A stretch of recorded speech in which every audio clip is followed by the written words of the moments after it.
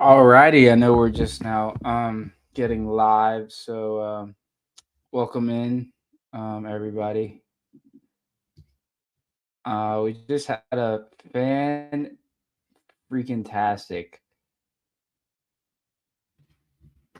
game between UNLV and um Kansas, and we got a lot to talk about when it comes to Kansas football because I mean this is a program that was up here with they're investing millions. New stadium, facilities, NIL, I mean, you name it. Um, there's a lot of money being put into the pot for Kansas football, which is, obviously Kansas is a blue blood basketball school. This is not their forte, but Lance Leopold is a great coach. And I mean, he is Kansas football. I mean, like it or not. They experimented with Les Miles. It went horrible. It went just about as expected for most people, but in terms of Kansas, it was just horrible. So we got a lot to talk about when it comes to Jalen Daniels. The post Andy Kolnicki era at Kansas is looking like an absolute disaster. Now it's not. They don't have weapons all over the place. Jalen Daniels was what the Big 12 preseason player of the year last year. I posted this video. He literally went to the Big 12 media days, had a chain with a screen on it linked to the chain, and it was literally a replay of his highlights. Fast forward, that was last year. Fast forward to week 3 of the 2024 season. Jalen Daniels has a QBR of 35 going in today's game. He now leads the FBS in interceptions. He just looks awful. I mean, there's no other way to say it. He's super inconsistent, and he had 3 interceptions in the season opener versus Illinois. He threw an interception versus Lindenwood. I've never even heard of that school. And then he threw 2 tonight against UNLV. They were 9-point favorites going into this game. I hammered UNLV +9. They won outright. Even my co-host Chandler was high on Kansas. I knew, you saw. The writing was on the wall. Go look at how Jason Beam elevated this team in certain areas. And then, Jalen Daniels did his thing when he was healthy for like 4 games, 3.5 games, whatever you want to call it. Lose your OC to Penn State, who is, offensive coordinator of the year, um, you know, heart and soul, just of the X's and O's of that offense. Um, it's going to take a toll on you. Jalen Daniels is healthy. This is the healthiest we've seen him going into week 4 in a couple of years now. There's been real question marks about his health. And, even if you would want to, kind of play the hypothetical, oh, what if Jalen Daniels was this healthy when Andy Kolnicki was there? Yeah, like his stats, he probably looked better. That was a different style of offense, had, different receivers, players came and went, but I mean, you're a veteran college football quarterback. This is your team. You're leading your team. You got paid a bunch of money to stay. You were the Big 12 player, preseason player of the year last year. Obviously, injuries killed that. This is supposed to be a big comeback season, and you're absolutely. This guy is just shit in the bed. So not a hot start for Kansas. I was not high on Kansas going into this year. I was uh, pretty sure they were going to take a step back, even though I'm a big Lance Leopold fan. I'm a fan of anybody that takes nothing into something. Because you look at Kansas football. Outside of the Lance Leopold era. I mean, like they may have had like a once in a blue moon upset in like the mid 2010s, but like dude, Kansas football is there is not a whole lot of bright spots there. Compared to Kansas State football, which has been, mid-tier program for the last 20 or so years. And they've gotten really high. I mean, they've gotten top 10 in the AP. Um, Kansas State had some real high of the highs. So compare that to where, Kansas, University of Kansas has been, and you're not going to get a whole lot of that. So shout out to Brennan Marion, who put everybody on an emotional roller coaster tonight, not passing the ball with the MVP of tonight's game, Matthew Sluka. I mean, this guy was slippery. I mean, this guy put his heart, his soul, into winning this game. I mean, he would not go down. I mean, he was a magician.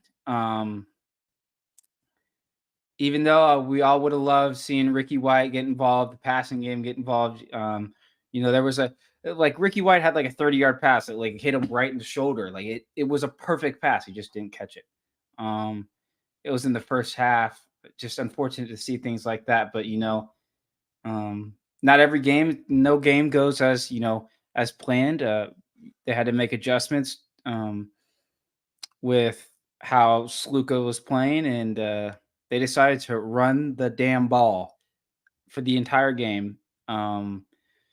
And they ended up coming out with the win. It was a crazy game. Again, you want to talk about the Kansas Butterfinger fumble that they did not recover. I mean, there was everybody and their mom on that defense had an opportunity to recover it, and then UNLV pounced on it and turned it into a 9-yard gain. I mean, Jalen Daniels throwing 2 picks. This game made so many gems. Tonight as a whole was a gem fest. But that pretty much caps it off for UNLV v Kansas. Definitely props to Kansas secondary for because the Kobe Bryant's a great corner. They got a couple other guys. I'm just drawing a blank on their names. I'm just going off the top of my head right now, but that's the strength of their defense. So shout out to them. But on to Arizona and Kansas State. All right. If Arizona did not have Tedero McMillan, who is a literal freak of nature, alien, like top 5 pick, like generational wide receiver talent, they would go 0-12. Like it is like the amount of wins this one man brings to this team is crazy. He'd bring it to any team, but just like for how much they lost with it, Fish, people within the portal, this and that, coordinators, whatever you want to call it. Oh. I mean, their defense is atrocious. I mean, Iowa football could look like a legit offense, like pass the ball against Arizona's defense. There's some people that are really high on Avery Johnson. I think you should go back and watch Avery Johnson's first half. I mean, the last stat line I remember, I'm sure he's got, multiple touchdowns. I think he has like 3 passing touchdowns now.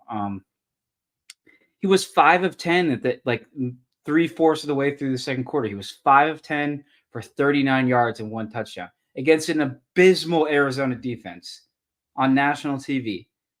I get it. This is his first year as the full-time starter, but that's a little concerning. It's week 3. You already got a good game against Tulane under your belt.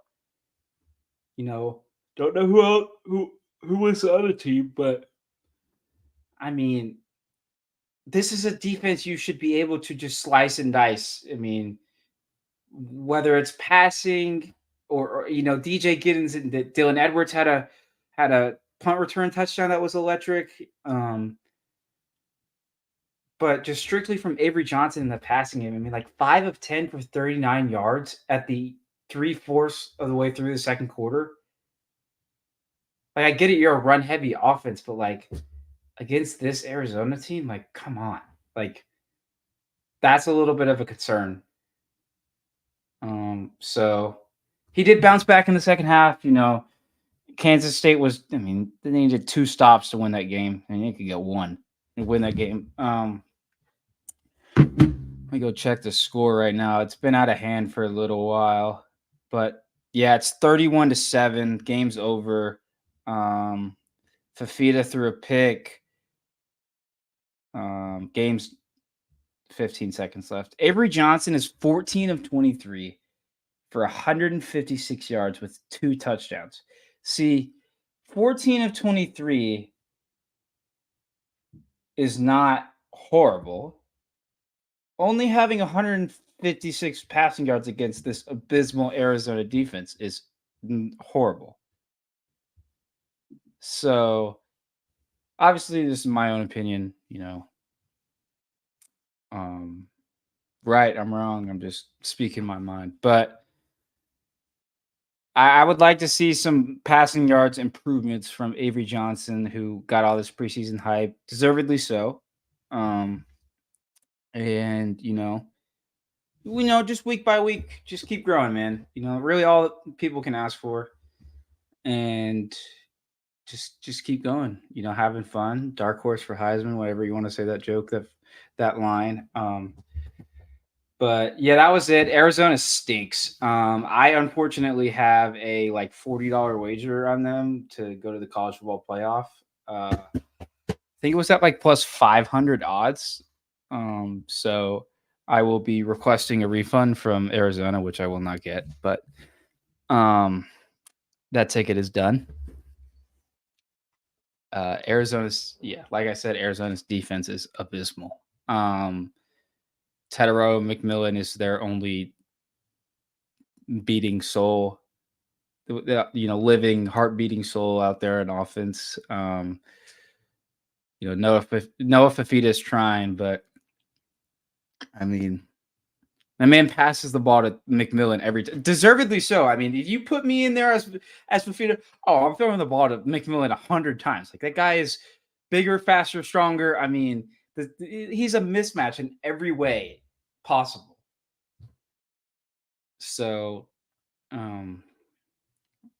that's really all I got to say about tonight's games. Just super whack, super fun. Tim Brando was talking about how he was going to listen to Offset. I mean, the gems from tonight's games were just off the chart.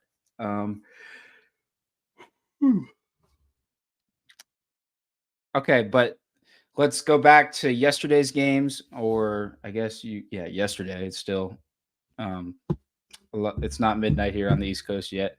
So we had a really good game between 2 of the youngest offensive minds in the country yesterday.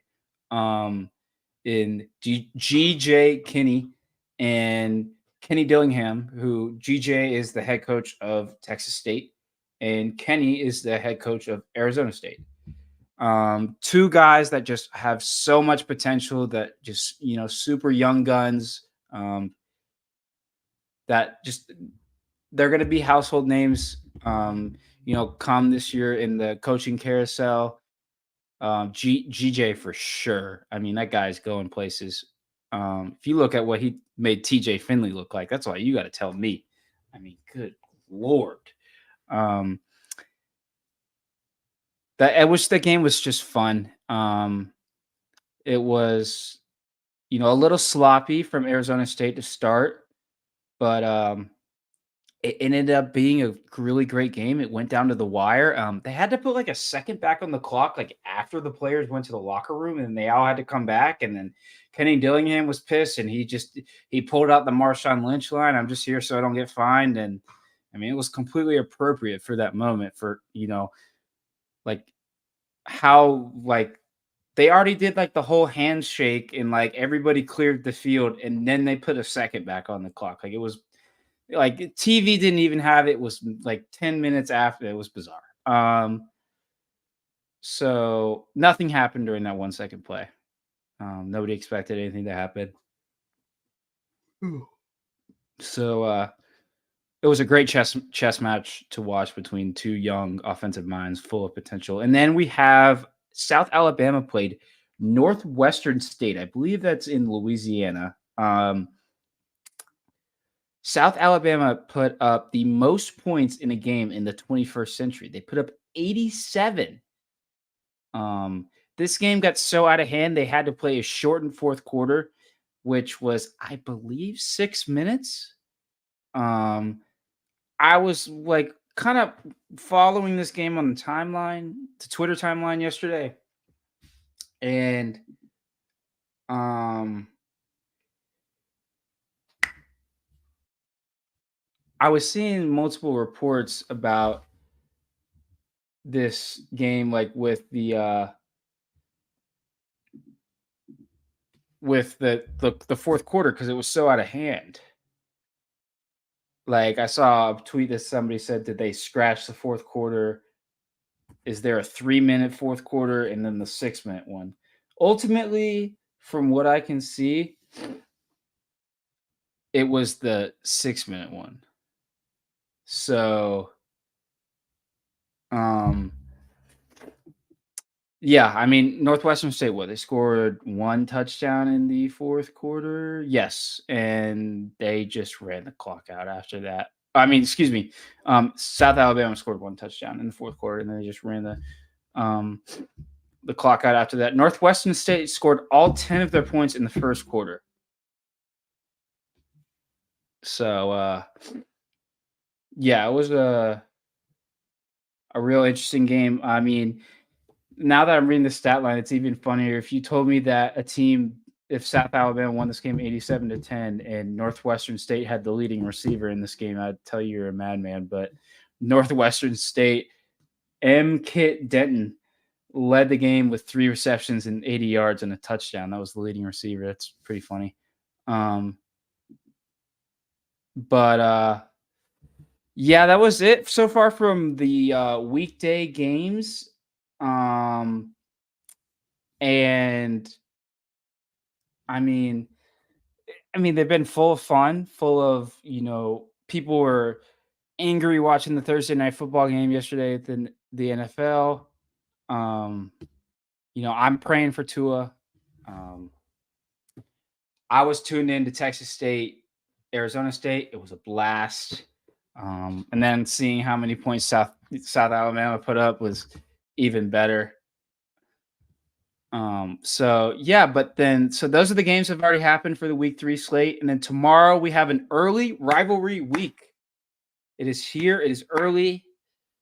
Backyard Brawl, Apple Cup, some random trophy Notre Dame and Purdue play for. I cannot pronounce.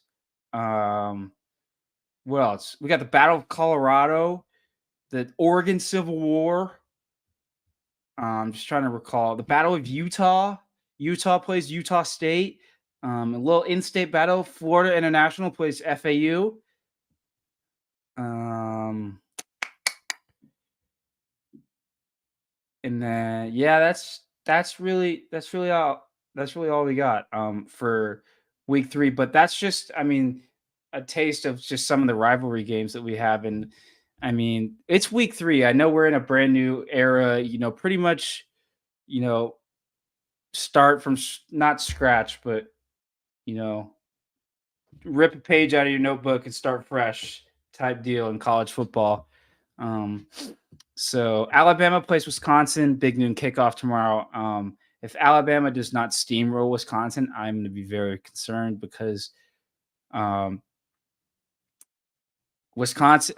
Okay, there needs to be a chat about how much hype there was for Luke Fickell going to Wisconsin from Cincinnati and how little he's done. There was so much hype. People were on their knees begging Luke Fickell to leave Cincinnati for years. And he finally did it. And he went to Wisconsin out of all places. And I get it. Wisconsin sits 2-0 right now. They're unranked. They've had some real scares. They have Phil Longo as their OC. I'm sorry, but Phil on Longo's offense was washed Longo go, pun intended, yes. He needs to hang it up, in my opinion. They have Alex Grinch as their co-defensive coordinator. Um, I don't know how much involvement he has with their defensive scheme, but Alex Grinch being around any defense is a nightmare for disaster, a recipe for disaster. So, Kalen DeBoer, Jalen Milrow, Kane Womack, Jam Miller, and co are rolling into town. Alabama's favored by 16.5 on the road. Um, obviously there was a scare last week between Alabama and USF. So uh, I think there was a big point of emphasis that, this is a big statement game for Alabama. National TV, power four opponent on the road. Your big time favorites, protect the brand, keep the standard. Let's go. Like, this is a big game, just morale wise for Alabama in multiple ways. We got the college game day game tomorrow. LSU's playing at a team that is very much surprised multiple people, including myself, this year. South Carolina. South Carolina is not anything special by any means, but they beat the hell out of Kentucky last week, which Kentucky was my sleeper team. And my God, I this hurts saying this, but holy crap, Kentucky's offensive line is the worst thing I've ever seen.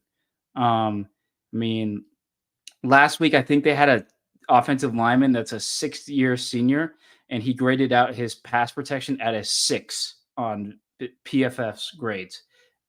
Not 6.0, not even double digits PFF grade. A 6. That is horrendous. Brock Vandagriff completed like 3 passes last week versus South Carolina. I mean, offensive lineman was invisible. I mean, they ran the ball like there was a time where it was like 15 consecutive plays. I mean, Bush Hamden was just in there losing his mind. Praying for those offensive linemen. Hope they come and bounce back last week because I'm rooting for Kentucky. I mean, this is the most talented roster they have, but Kentucky aside, let's talk about this game. LSU had a little bit of scare with Nichols last week. Nichols was hanging in the game for till halfway through the third quarter. It was a little interesting. I mean, obviously LSU was playing at about half speed, half asleep. They could just kind of mosey their way to a win, and that's what they did. And Garrett Nussmeier got hurt there for a second. Came back in the game. He's fine. It was a little cramp. But LSU's running back, John Emery Jr., towards ACL in practice, which sucks. Praying for him. It's pretty much running back by committee for the Tigers.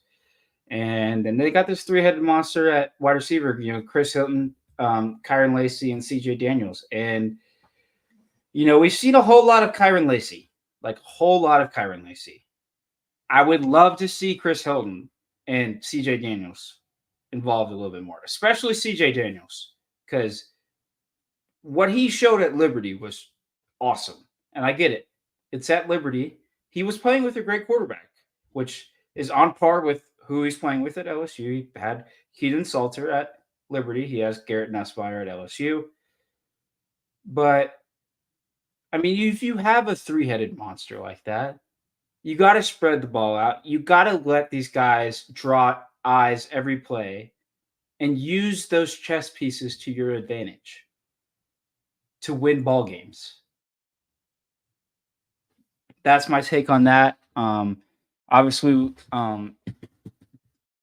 Dylan Stewart, defensive edge for South Carolina, is a freshman phenom, former 5-star recruit. South Carolina beat out every team in the nation for. He's had a breakout season as a true freshman, and he's going up against arguably the best tackle duo in Will Campbell, and I'm drawing a blank on the other guy's name. I think it's John Emery. Emory Jones. Excuse me, Emory Jones. Um, Will Campbell, top 5 pick in next year's draft. Like, lock it up. Phenomenal offensive tackle. And then Emory Jones, phenomenal offensive tackle. NFL scouts are raving over all the things. So it's gonna be really cool to see that matchup between the defensive edge Dylan Stewart and Will Campbell and Emory Jones. It's gonna be a little bit of a trench war. Got some vets on LSU and some young guns on South Carolina. Interested to see how Lenore Sellers could do with, Harold Perkins will be coming downhill. Obviously playing linebacker and, not on the edge as much anymore. South Carolina's offensive line is kind of makeshift, just like last year. You got Rocket Sanders in the backfield, not the quickest back in the world, definitely has plenty of experience under his belt, especially within the SEC, coming from Arkansas. Lenore Sellers is super quick. But I mean, we're just kind of sitting here waiting for to see at least semi-productive game from Nicholas Harbor. I mean, this guy was a defensive recruited by every school as a defensive end coming out of high school, and then South Carolina had this, crazy pitch. I mean, he's fast as ever. I mean, guy runs track, and he's the size of a small linebacker pretty much, and he plays receiver. I mean, it's insane. So, South Carolina won this ginormous recruiting battle with him out of high school, and he's got this just super unique skill set, and it's just kind of like you see him out there, and he either gets missed, bad pass, or he's just, he's not targeted. So, really waiting to see that breakout game from Nicholas Harbor. If it comes to Saturday, then, that'll be awesome. But it's going to be really interesting to see how they, get him involved, because he is a big part of their offense, big part of their team. A lot of eyes on him and stuff like that. So let's see if they can get that rolling this Saturday. Ole Miss goes to Wake Forest. They play away at Wake Forest. True first test, I guess, for Ole Miss. They played Middle Tennessee in Furman weeks 1 and 2. Call it a pillow fight, call it a walk in the park, whatever you want to. Those are 2 pretty easy wins. Lots of offense was put up, which will happen every week for Ole Miss. But I got a Power 4 opponent this week. Wake Forest hasn't been tested too much either, but you can't really ask, Power 4 be Power 4. Get what you get. You don't pitch fit. So we'll see how this Ole Miss defense does. Secondary is a little concerning. Obviously the secondary has kind of been makeshift for the last couple of years. DB coaches kind of going in and out. Last year, Pete Golding had to play zone. 100% of the time, did not have the personnel he wanted to. But now with how much they got in the portal and stuff like that, the Ole Miss has the guys that they want to, from the defensive line to the linebacker room to the secondary. So Wake Forest is putting up some numbers in the passing game. Got a really experienced quarterback, and if they do decide to air it out, it's gonna be a real test on those quarterbacks. You got Trey Amos from Alabama. Isaiah Hamilton was really, really high.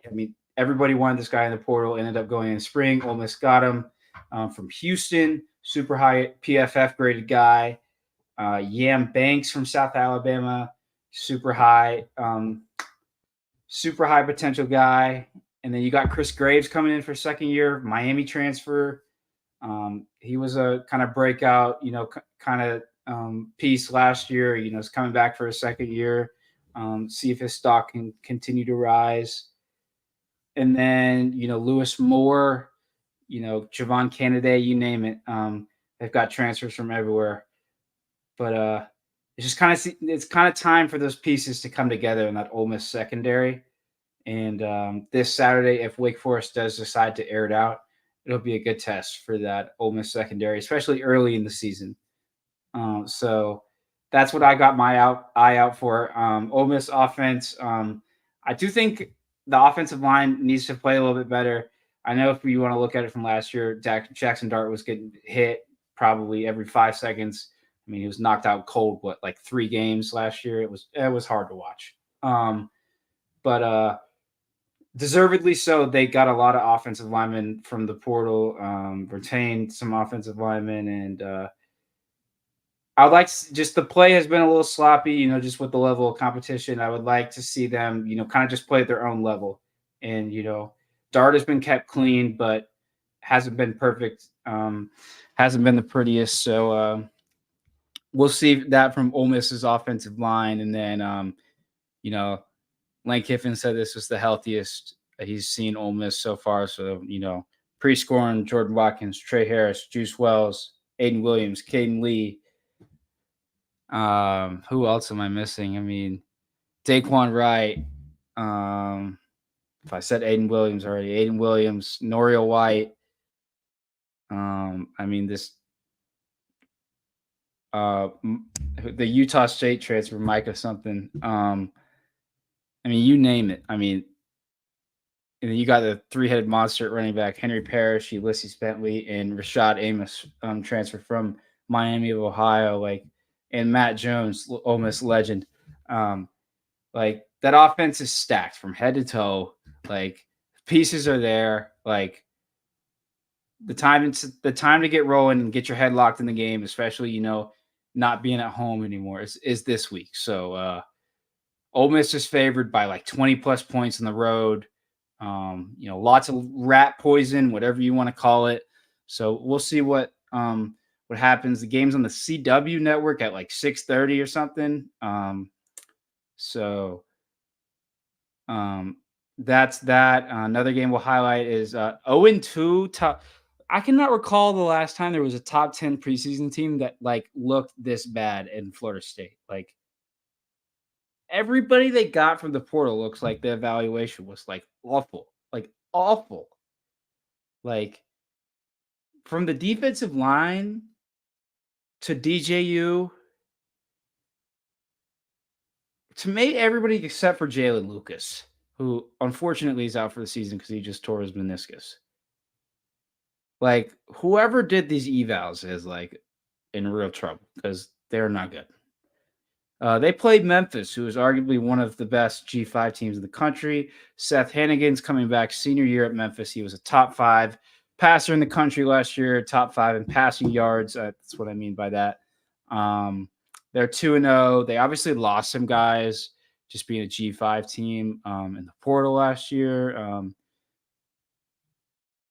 They returned some guys, like Seth came back. I mean, they're not as good as they were last year, but this is a really good group of 5 team, and especially for the level of, just horrific play Florida State has been at recently.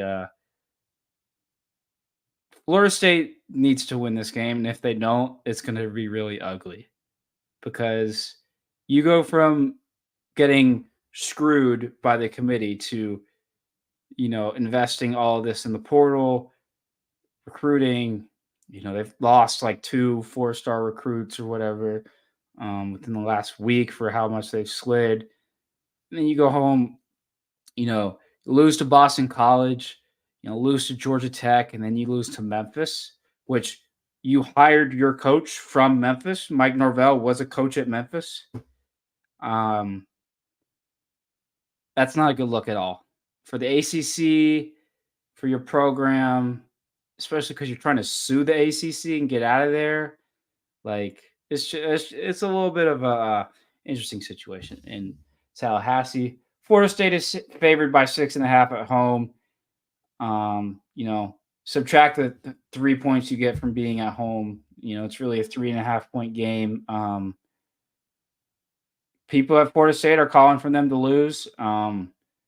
I really don't know what to think about this game, but all I know is if DJU looks bad, oh boy, he's going to get ran out of town. It's already just about done now. It's only week 3, and the amount of kind of this next portal haul for Florida State is going to be insane because they went very experienced guys heavy this year, and it has not turned out to be very well. Speaking of teams that have beat Florida State, Boston College goes to Columbia, Missouri, the number 6 ranked Missouri Tigers. Eli Drinkwitz, man, what a story. Eli Drinkwitz was like the 6-win coach. I mean, he's like 6 wins for like 3 or 4 years, was on the hot seat, pulled 11 wins out of his rear end and beat Ohio State in the Cotton Bowl, caught lightning in a bottle, recruited well in the state of Missouri, kept Luther Burden. NIL laws helped a little bit with that, especially with Williams Nawari. Say what you want. Eli Drinkwitz has Missouri as the number 6 ranked team going into week 3 of college football. Boston College is ranked 24th. It is a lone ranked matchup this weekend. Missouri's favored by 2 touchdowns. I mean, Missouri's defense doesn't look perfect. I said it notoriously. Missouri, they lost Blake Baker, Kevin Peoples, whatever, the bunch of defensive staffers. I don't think their defense is going to fall from the face of the earth.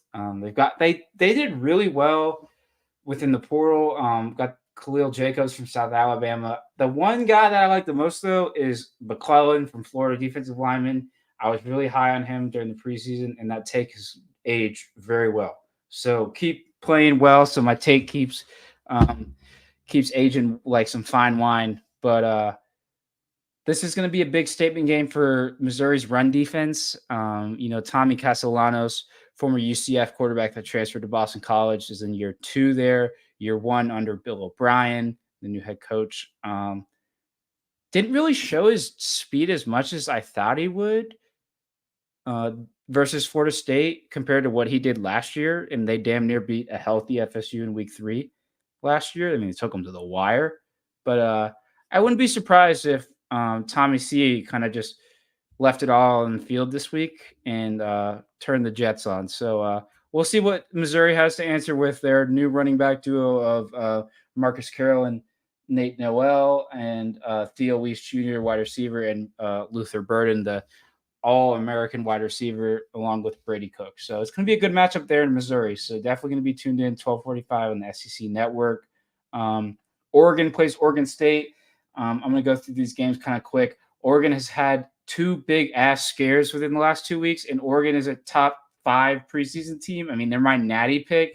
I mean, there's no excuses for the level, for the talent they have head to toe through this roster, especially with your entire defensive line returning, adding Evan Stewart, adding Dylan Gabriel, adding Dante Moore, Terrence Ferguson returns, Tez Johnson returns, Trayshawn Holden returns. I mean, you freaking name it. You get the Michigan State defensive tackle that's been phenomenal. Hartman's his last name. There's just no excuses for Oregon to have these scares like this. Like, I get it. The credit goes out to the other team for playing phenomenal levels of football, but when it comes down to it, Oregon is 10 times more talented on paper than the teams that they're playing. And if this game gets to a 1-score game like it did with Boise State, and the fact that Idaho was in kept Oregon in check is a little scary. So that's the whole thing that everybody's going to be looking for. So if this game is kept out of a 1-score range, if it's kept within double digits, Oregon did their job this week. That's my take on it. It's a 17-point spread. Oregon's on the road. They're favored by 17, 3:30 on Fox. Another interesting game. Tulane goes to Oklahoma. Tulane, one of the G5 teams looking to secure a playoff bid. Obviously, they're 1-1. They lost to Kansas State. It was a super close game. Oklahoma damn near lost to Houston last week. That game was super confusing. Houston got, beat from the first whistle to the last whistle against UNLV in week 1. And then they turned it around and almost upset Oklahoma. Talk about college football in a nutshell. That's it right there. Any given Saturday. So It's going to be really interesting. Jackson Arnold, down a receiver too. Offensive line was shaken up last week. Let's see how that looks this week. But Oklahoma's favored by 13.5 at home, 3:30 on ESPN. Tulane's always an exciting team, has been for the last couple of years when Willie Fritz was there. Um, the head coach at Troy went to Tulane. Don't recall his name exactly. Probably should know his name, but phenomenal head coach. Breakout star Mensa, their quarterback, beat out five-star Ty Thompson, and there's Kai Horton, who was at Tulane last year that was getting tons of praise, who backed up Michael Pratt. So definitely an interesting turn that has happened there for Tulane. But that's going to be a fun game, 3:30 on ESPN. Notre Dame travels to Purdue to play for some trophy. I have no clue how to pronounce. It's been around forever, but holy crap, Notre Dame needs to get some passing offense because they still have not thrown a touchdown through 3 weeks. Yes, they played Northern Illinois. They lost to Northern Illinois. They paid Northern Illinois $1.4 million, and they didn't even throw a freaking touchdown pass. They were the number 5 team in the nation. That's the worst thing you could – that's the worst possible outcome that could happen in that game, and it happened. If Notre Dame does not win this game by double digits, there's a lot of things that are going to go. There's Notre Dame needs to win this game by double digits. There's no other way to say it. Couple more here. Texas A&M goes to Florida. Billy Napier, well wishes on your next job. You're done. If you lose this game, especially, my oh my, I have no clue how much money is being invested into DJ Lagway being enrolled at the University of Florida right now, but oh boy. That 2 quarterback system, Matt Zenitz reported today that Graham Mertz, back from concussion, expected to start. I don't think that's a bad decision. Mertz has been in the system for 2 years now, and low turnover guy. I mean, just got mauled by Miami's defensive line. It's not completely on him. Can't really do anything when you got like super athletic guys right that are like 250 plus pounds right in your face. But Texas A&M, another team with a phenomenally talented defensive line. You can say what you want to about how many 5-stars Jimbo just kind of NIL'd his way in to get recruiting wise. I mean, there's a lot of them that are still there, and they've been producing numbers. It hasn't really been on the defense. It's been on the offense. So Connor Wigman has looked really bad so far this season. Coming back from an ankle injury, the first 2 weeks have been really, really, really, really, really shaky. He was hurt this week, according to good friend Billy Lucci, head of Tex Ags. The specifics on that I did not look into, assuming it has to do with that ankle injury he's been dealing with for just about a year now. But he was listed as questionable. From all I can see, there was no indication that he was ruled as out, meaning that he is probably going to go 100% or not. He's going to try. So Marcel Reed is their backup quarterback. Played in the bowl game last year. Marcel did really good in the bowl game last year. It's his 3rd year at Texas A&M, and he's got a lot of potential. He can run. I mean, he really showed a lot more than anyone would ever expect in that bowl game last year. So, if they have to turn it over to Marcel, it is not the worst thing in the world. He has some game experience under him. So we'll see how that game goes. 3:30 Eastern time, back in the good old musty, humid swamp of Florida on ABC and ESPN Plus, 3:30. The Apple Cup, Washington State plays at Washington at 3:30 on Peacock. Will Rogers, former Mississippi State quarterback, is now at Washington. Kind of 2 teams that are just kind of in the middle of no man's land right now. Really, all I gotta say. It's a really low spread game. Washington's favored by 5.5 at home. Did not watch that Washington State Texas Tech game last week. Really don't know what to tell you guys about this game. I think Washington should win.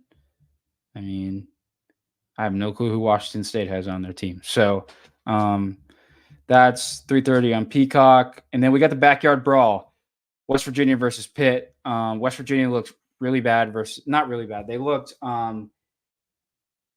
just sloppy versus Penn State. I get it. Penn State came out to play. Penn State came angry. There was a weather delay, 2.5 hour weather delay, whatever you want to say. West Virginia's 1-1. They had a really, really surprising season last year, 9 wins. When their coach was all but out of town. Kind of new era. If you want to look at like what is a coach like proof of a coach saving his job and like taking over play calling duties and like literally saving his job. Neil Brown at West Virginia is a phenomenal. This textbook saving your job 101 last year. So West Virginia is favored by 2.5 on the road. This is not a neutral site game because Pitt plays at Heinz Field, Acrisure State Heinz Field, in Pittsburgh. Okay, 3:30 on ESPN2. I think West Virginia should win that game. I'm really high on Pat Narduzzi getting fired. I'm surprised Pitt is 2-0. I think him getting Eli Holstein from Alabama is a great get, and they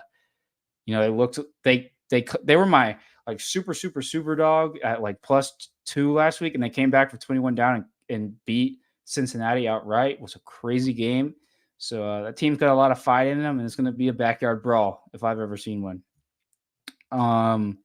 Utah plays at Utah State. Obviously, Cam Rising has the finger injury. Thank the Lord he's not seriously hurt. That would hurt my soul. He's such a good dude. But Zach Wilson's little brother, Isaac Wilson, is slated to start. They're 18-point favorites. Utah State is a team in the midst of a coaching debacle.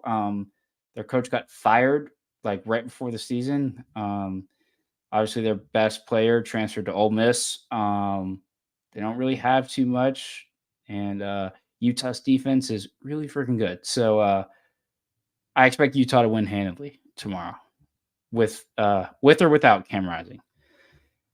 And then to cap it off, a little bit of an interesting game. Vanderbilt plays away at Georgia State in what used to be Turner Field, the home of the Braves. They are now at Truist Park. That stadium has been revamped into Center Park Stadium, which now is the home of the Georgia State Panthers. If you did not know, I missed some Braves games at Turner Field. There were some fun days there as a kid for me. But Truist Park is very, very nice. Anyway, Vanderbilt has been the surprise of the season. Coming in, upsetting Virginia Tech in week 1, blowing out whoever they played last week. Diego Pavia has just taken the SEC by storm. Again, whenever he plays in the SEC, obviously Diego Pavia beat Auburn last year as a quarterback for New Mexico. So I'm happy for Clark Lee and Vanderbilt, man. Whenever you see Vanderbilt winning, you can't hate it, no matter who you root for. Georgia plays Kentucky. I'll say it again. Kentucky's offensive line is invisible. Georgia's defensive line is very much not invisible. They are scary as hell. This is probably the worst kind of like opposite attract kind of thing that you could ask for Kentucky right now, especially with how bad their offensive line played last week against a young, inexperienced defensive line in South Carolina. Georgia's favored by 22 points on the road against Kentucky. Is a night game, 7:30 on ABC. Dogs by a million. Especially with how bad Kentucky's on. I don't understand how you flip the script from South Carolina and expect to hold your own against Georgia. I was super high on Kentucky with Deion Walker, phenomenal wide receiver core, Dane Key, Barry Brown, Jamori Macklin. Just like this is the most talented team Mark Stoops has had, and they just look like absolute uncoached. Like there's a lot of things that need to be fixed there. It might be time for Stoops to go at Kentucky. Auburn made a quarterback change. Peyton Thorne finally got benched. They're starting true freshman Hank Brown against an 0-2 New Mexico team that lost just about every player that had any potential to the portal last year. Auburn's favored by 27 points. New Mexico's quarterback is a speed demon, Dampier. They've played some close ass games this year. They've held their own. Um, it's the type of team that could give Auburn another scare, but Auburn's got a point to prove. Hugh Freeze has a job to save. Um, he's got some recruits to keep committed or get committed. A lot of things are riding on this week, so Auburn does not continue to skid. 7:30 on ESPN2. Definitely going to be one to look out for because I did not have Auburn getting upset by Cal on my bingo card for last week, especially with Jaden Ott not being 100%. Colorado plays Colorado State. Obviously, Shiloh Sanders is out. I don't know if it's for the season. He's out for a good couple of weeks. Broken forearm. Obviously, you can say what you want, faking injury. That was not a fake injury. He got right up, walked off the field. Took it like a champ. He's tough as hell, one of the hardest hitters in college football. Shador is throwing his offensive line in the dirt. Just not a good look. But Colorado had some random whack crazy dude like do a hit and run, and then it ended up on the middle of Folsom Field yesterday. A little funny pictures that came out from that. Long story short, it's been a wild week for Dion and Co. and Boulder. They go away to